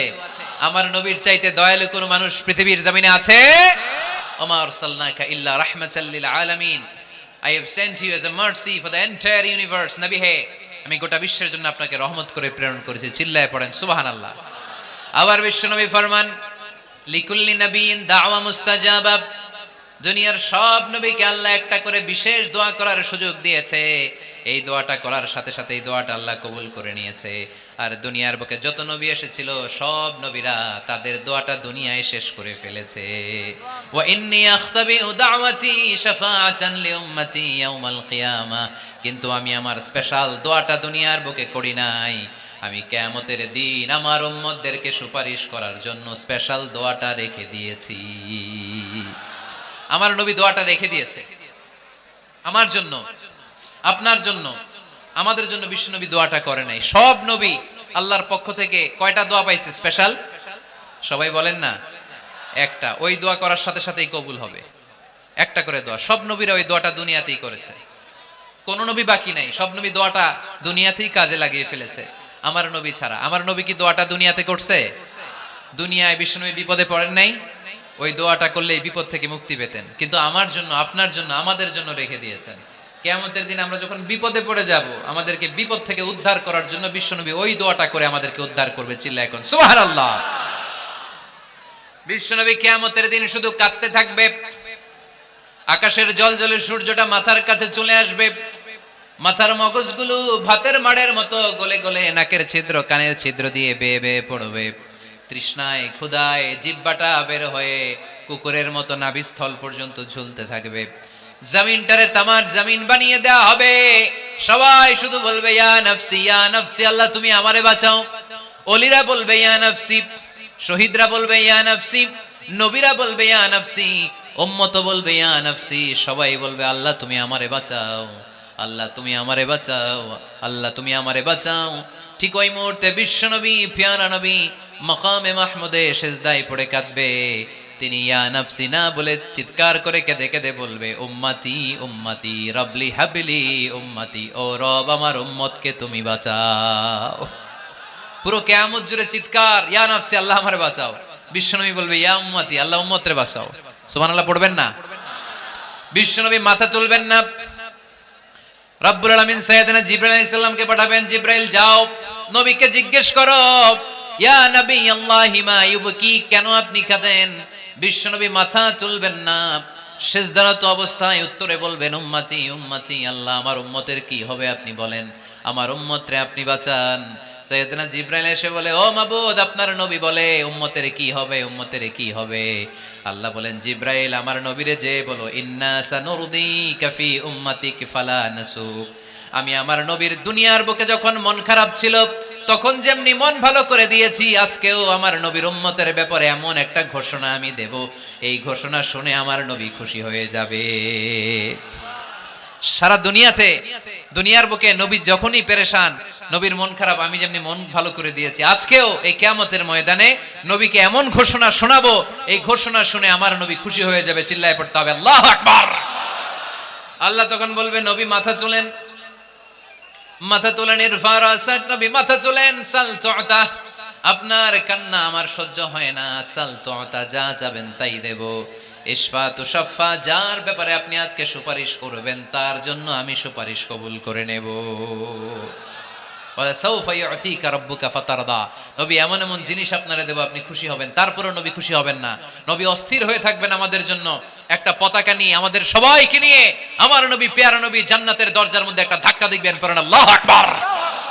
জান্নাতের রক্ষী ফেরেশতা বলবে, মান আনতা, আপনি কে? বিশ্বনবী বলবেন, আনা মুহাম্মদ, আমার নাম মুহাম্মদ সাল্লাল্লাহু। মুহাম্মদ শোনার পরে গার্ড অফ অনার দিয়ে বিশ্বনবীর জন্য জান্নাতের বিশাল দরজাগুলো খুলে দেয়া হবে। আর জান্নাতের ফেরেশতারা বলবে, নবী গো, জান্নাত সৃষ্টির পর থেকে আজ পর্যন্ত আমরা দাঁড়িয়ে আছি, কবে আপনি জান্নাতে ধাক্কা মারবেন আর আপনার জন্য জান্নাতের দরজা খুলে দেব। আপনার আগে যেন কারো জন্য জান্নাতের দরজা খোলা না হয়, এ ব্যাপারে আমাদেরকে কঠোর নির্দেশনা দিয়েছে কে? বিশ্বনবী লক্ষ লক্ষ কোটি কোটি উম্মতে মুহাম্মাদীকে নিয়ে সেদিন জান্নাতের ভেতরে যখন ঢুকবেন, তখন বিশ্বনবীর মনটারে খুশি করে দিবে কে? ওয়ালা সাউফা ইউতিকা রাব্বুকা ফাতারদা, নবী হে, এমন এমন জিনিস আপনারে আমি দান করব, আপনি খুশি হয়ে যাবেন। তার মানে মন খারাপ হলে নবীর মন ভালো করে কে? জোরে বলতে হবে। আপনারা ঘুমায় গেছেন, ঘুম ধরছে, কষ্ট হচ্ছে, ঝিমায়ে পড়েছে মুসলমান, চিল্লায় পড়েন লিল্লাহে তাকবীর, লিল্লাহে তাকবীর, লিল্লাহে তাকবীর। এরপরে নবীর আল্লাহ স্মরণ করায় দিচ্ছেন, আলাম ইয়াজিদকা ইয়াতীমান ফাআওয়া ওয়া ওয়াজাদাকা দাল্লান ফাহাদা। নবী গো, আমি কি আপনার ইয়াতীম পাই নাই, তারপরে আমি কি আপনার লালন পালনের ব্যবস্থা করি নাই? সুবহানাল্লাহ পড়েন। আমার নবী ইয়াতীম হয়ে বড় হয়েছে, জানেন? ইয়াতীম হয়ে লালিত পালিত হয়েছেন। তিনি যখন মায়ের পেটে, বিশ্বনবীর বাবাকে নিয়ে গিয়ে তুলে নিয়েছে কে? 6 বছর বয়সে মাকে তুলে নিল কে? দাদা আব্দুল মুত্তালিবের কাছে লালিত পালিত হলেন। 8 বছর বয়সে দাদাকেও নিয়ে গেল কে? এরপরে ইয়াতীম নবী চাচার কাছে লালিত পালিত হলেন। সুবহানাল্লাহ পড়েন। এজন্য আল্লাহ বললেন, আওয়া আলাম ইয়াজিদিকা ইয়াতীমান ফাআওয়া, নবী হে, আমি কি আপনার ইয়াতীম পাই নাই, আর আপনারে কি আমি আপনার চাচার কাছে লালন পালনের ব্যবস্থা করে দেই নাই? তো ওই ছোট্টবেলায় আপনি ইয়াতীম, আপনারা দেখার কেউ নাই, তখন যদি আমি আপনারা সাহায্য করতে পারি, ওই আল্লাহ এখনো আসিনা নাই? বিপদের কালে আমার নবীরে সাহায্য করে উত্তরণের ব্যবস্থা করেছে যে, মুসলমানদের এই ক্রান্তি লগ্নে মুসলমানদের সংকট দূর করার জন্য আমার আল্লাহর রহমত আজও আছে না নাই? পরীক্ষা দিতে হবে, আমাদের পরীক্ষায় পাশ করতে হবে। ওয়ালা তাহিনু ওয়ালা তাহজানু ওয়া আনতুমুল আ'লাউনা ইন কুনতুম মুমিনিন, ভয় পেও না, নিরাশ হয়ো না, হতাশ হয়ো না, বিজয় তোমাদেরই হবে যদি মুমিন হও। চিল্লায় বলেন ঠিক কি না? আলাম ইয়াজিদিকা ইয়াতীমান ফাআওয়া, নবী আপনার ইয়াতীম হিসেবে পেয়েছি, তখন আপনারে আশ্রয় দিয়েছি। তারপরে আল্লাহ বললেন, ওয়া ওয়াজাদাকা দাল্লান ফাহাদা, আপনারে আমি দল্লান হিসেবে পেয়েছি, তারপরে রাস্তা দেখিয়েছি। আপনি রাস্তা খুঁজছিলেন। দল্লুন শব্দের অর্থ গোমরা, পথহারা, কিন্তু রাসূল সাল্লাল্লাহু আলাইহি ওয়াসাল্লামের ক্ষেত্রে এই অর্থ করা যাবে না। আমার নবী গোমরা ছিলেন না, আমার নবী পথভ্রষ্ট ছিলেন না। যদিও অফিশিয়ালি আমার নবী 40 বছর বয়সে নবী হয়েছেন, কিন্তু 40 বছরের আগের জীবনীটাও আমাদের জন্য অনুপম আদর্শ আর নমুনা। চিল্লায় বলেন ঠিক কি না? 40 বছর আগেও নবী সত্য কথা বলতেন, 40 বছর আগে তিনি দান করতেন, নবী হওয়ার আগেও তিনি আত্মীয়দের সাথে সুসম্পর্ক রাখতেন, মানুষের বোঝা বইয়ে দিতেন, সত্য যেখানে বিপন্ন সাহসী সৈনিক হয়ে বিশ্বনবী দাঁড়িয়ে যেতেন। চিল্লায় এখন ঠিক কি না? এজন্য আল্লাহ বলেন ওয়াওয়াজাদাকা দাল্লান ফাহাদা। নবী আপনি পথ খুঁজছিলেন, আমি আপনারে পথ দেখিয়েছি। আমাদেরকে পথ দেখায় কে? রাসূল সাল্লাল্লাহু আলাইহি ওয়াসাল্লাম মহাসত্যের অনুসন্ধান করছিলেন। দল্লান অর্থ এখানে পথহারা পথিকের মতো আপনি খুঁজছিলেন, কই যাবেন, ডানে না বায়ে। মাঝে মাঝে আমাদের এরকম হয় না, চুয়াডাঙ্গা থেকে কুষ্টিয়া কি এই রাস্তায় যায় না এইটায় যায়, বুঝতে পারতেছি না তো। অনেক রাতে যদি রওনা দেন, কেউ বলারও নাই, দেখা দেওয়ার মতো কেউ নাই, বাজার টাজার বন্ধ, মাঝে মাঝে আমরা ঝামেলায় পড়ে যাই। আমরা যারা বক্তা আমরা ঝামেলায় পরিবেশ, অনেক রাতে রাতে বাড়িতে ফিরি, এই জেলা থেকে ওই জেলায়, রাত 3টার দিকে লোক নাই, ডানে যাবো না বায়ে যাবো। পুলিশ ভাইরা মাঝে মাঝে সহায়তা করে, অনেক সময় পুলিশও নাই, তখন ভরসা একজনের উপর, তিনি কে? রাসূল সাল্লাল্লাহু আলাইহি ওয়াসাল্লাম সত্যের পথ খুঁজছিলেন, ডানে না বায়ে। আল্লাহ বললেন বায়ে না ডানে যান। ফাহাদা, আল্লাহ হেদায়েতের রাস্তায় তুলে দিলেন। সুবহানাল্লাহ পড়েন। আমরা যদি পথ ভুলে যাই, আমাদের পথ দেখায় কে? সবাই বলেন আমাদের পথ দেখায় কে? আমি যদি কোনদিন পথে ভুলে যাই, হাত ছানি দিয়ে কাছে নিও, মমতার বন্ধনে আমায় বেঁধে সব ভুল ক্ষমা করে দিও। পড়েন, আমি যদি কোনদিন পথে ভুলে যাই, হাত ছানি দিয়ে কাছে নিও, মমতার বন্ধনে আমায় বেঁধে সব ভুল ক্ষমা করে দিও। পড়েন আমিন। আমাদের পথ দেখায় কে? আমরা প্রতিদিন পড়ি ইহদিনাস সিরাতাল, সবাই পড়েন ইহদিনাস সিরাতাল। ও আল্লাহ আমাদেরকে সরল সঠিক পথ দেখাও। আল্লাহ বললেন নবী আপনাকে আমি পথ দেখিয়েছি। এরপর আল্লাহ বললেন ওয়াজাদাকা আইলান ফাআগনা। নবী আপনি ছিলেন নিঃস্ব, আপনার টাকা পয়সা ছিল না। খাদিজার সাথে বিয়ে দেওয়ার মাধ্যমে আমি আপনার নিঃস্বতা দূর করে ধনী বানিয়ে দিয়েছি। সুবহানাল্লাহ পড়েন। রাসূল সাল্লাল্লাহু আলাইহি ওয়াসাল্লাম মেষ চড়াতেন। মা বাআসাল্লাহু নাবিয়ান ইল্লা রাআল গানাম। এই পৃথিবীতে এমন কোন নবী নাই যেই নবী ছাগল চড়ায় নাই। আপনারা ছাগল চড়ান তো? আপনাদের তো এই যে কি বলে ব্ল্যাক গোট, চুয়াডাঙ্গার ব্ল্যাক গোট নাকি সারা দুনিয়ায় বিখ্যাত। হ্যাঁ, ব্ল্যাক বেঙ্গল, কি বলে ব্ল্যাক বেঙ্গল। ছাগল পালেন কে কে দেখি তো চুয়াডাঙ্গায়? ওরে আল্লাহ, ছাগল তো নিয়ে যাওয়া লাগবে কয়েকটা, দেখা যায় অনেক ছাগল। মেহেরপুর বিখ্যাত না? মাশাআল্লাহ, চুয়াডাঙ্গার ছাগল অনেক বিখ্যাত। তো সব নবীরা ছাগল ছড়িয়েছেন। বুখারীর বর্ণনা, মা বাআসাল্লাহু নাবিয়ান ইল্লা রাআল গানাম। এই পৃথিবীতে এমন কোন নবী নাই যে নবী ছাগল চড়ায় নাই। বিশ্বনবী ছাগল চড়াতেন অল্প কিছু পারিশ্রমিকের বিনিময়ে। সুবহানাল্লাহ পড়েন। কারণ আমার নবী শিখিয়েছেন পরিশ্রমে লজ্জা নেই, লজ্জা অলসতায়। ঠিক কি না? পরিশ্রমে কোনো লজ্জা আছে? লজ্জা অলসতায়, ঠিক কি না? রাসূল সাল্লাল্লাহু আলাইহি ওয়াসাল্লামের টাকা পয়সা ছিল না। আম্মাজান খাদিজাতুল কুবরা রাদিয়াল্লাহু তাআলা আনহার সাথে যখন বিয়ে হলো, বিয়ের পরে এই ধনাঢ্য মহিয়সী নারী বললেন, ইয়া রাসূলুল্লাহ, আমার সম্পদের দরকার নাই, আমি আপনারে পেয়েছি, আপনারে পেয়ে আমি খুশি। আমার সব সমুদয় সম্পত্তি আপনার পায়ের সামনে আমি ঢেলে দিলাম, আপনি ইচ্ছা মতো ইসলামের জন্য, ইসলাম প্রচারে এই সম্পদ ব্যয় করা শুরু করে দেন। সুবহানাল্লাহ পড়তে পারলেন না? ওয়াজাদাকা আইলান ফাআগনা, তাফসিরে এসেছে ফাআগনা বিখাদিজা। নবী আপনি ছিলেন নিঃস্ব, দরিদ্র, টাকা পয়সা ছিল না, খাদিজার সাথে বিয়ের মাধ্যমে আমি আপনার ধনী বানিয়ে দিলাম। তার মানে নবী আপনি ছিলেন ইয়াতীম, আপনার আমি লালন পালনের ব্যবস্থা করে দিলাম। আপনি পথ খুঁজছিলেন কোন পথে আগাবেন, পথ দেখাইয়ে দিলাম। আপনি নিঃস্ব ছিলেন, আমি আপনার লালন পালনের ব্যবস্থা করে দিলাম, পথ দেখাইয়া দিলাম। আপনার টাকা পয়সা ছিল না, খাদিজার সাথে বিয়ের মাধ্যমে ধনী বানাইয়া দিলাম। সুবহানাল্লাহ। নবীর মন খারাপ তো, নবীর মন ভালো করার চেষ্টা করতেছে। দেখেন বন্ধু বন্ধু রাগ ভাঙায় কি করে। ও নবী আপনি রাগ করেন কেন? ওই যে আপনি ছোটবেলায় কষ্টে ছিলেন, আমি তো ঠিক করে দিলাম সব। ও নবী আপনি পথ খুঁজতেছিলেন, বিপদে ছিলেন, আমি তো পথ দেখাইয়া দিলাম। টাকা ছিল না, বিয়ের পরে টাকার ব্যবস্থা করে দিলাম। তো আপনার টেনশন কিসের? টেনশন তো আমি আল্লাহর। চিল্লায় বলেন ঠিক কি না?